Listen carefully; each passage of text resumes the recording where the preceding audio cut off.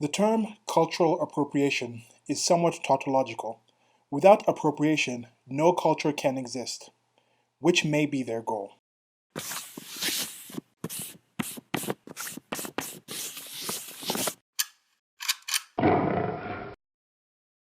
Hey, what's up? So this is part of a series where I take little short and concise things that I've posted on social media with the intent that, hey, I'll post this, it's some ideas in a condensed form, and then below in the comment section we can actually discuss and expand on it.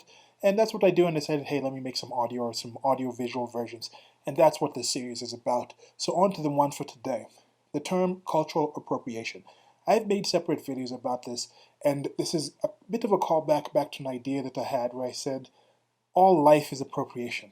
In general, life is like you eat a fruit. That fruit has been on a tree and it's taken this energy from the soil. It's appropriated the nutrients from the soil and the water and things like that. It's converted and appropriated the sunlight and converted that to photosynthesis into the energy of the plant to grow, and then it's grown this fruit in order to reproduce, and then all those kind of things to just pull that out. And then I take that fruit, I take the actual energy that's in that fruit, that life energy, and those chemicals and those proteins and the elements that are in it, and the nutrients and all those things. And this is very untechnical here, but it's a shorty kind of thing. And then I eat that, and then my body appropriates the nutrition and energy from that, and then I can actually use that and fuel it to continue my life. Now, when it comes to culture, culture is just ideas, it's thoughts, it's things, behaviors that particular people in the society that have done. You appropriate your language and your behavioral patterns from your parents. You appropriate from people around you. That's a general thing. Your culture itself is not on its own. I guess you could live out in the wild by yourself and you'll look around you, and that's the thing. You'll also look around and see the other living forms that are in your environment, and you will develop a culture and behavioral pattern that fits that environment. So even if you didn't have other humans, you would still appropriate some kind of cultural behavior from where you live. It's a human intellectual achievement kind of thing. Now, the collective in that kind of situation, we're speaking English. I'm speaking English in this video.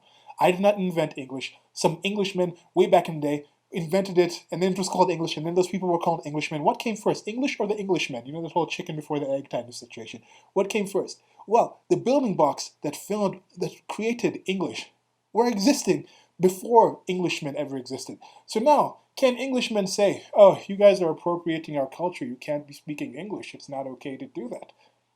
I mean, I guess they could, but then they would also have to not appropriate the language. I mean, people can be hypocritical, of course, but my point is, all cultural is appropriation.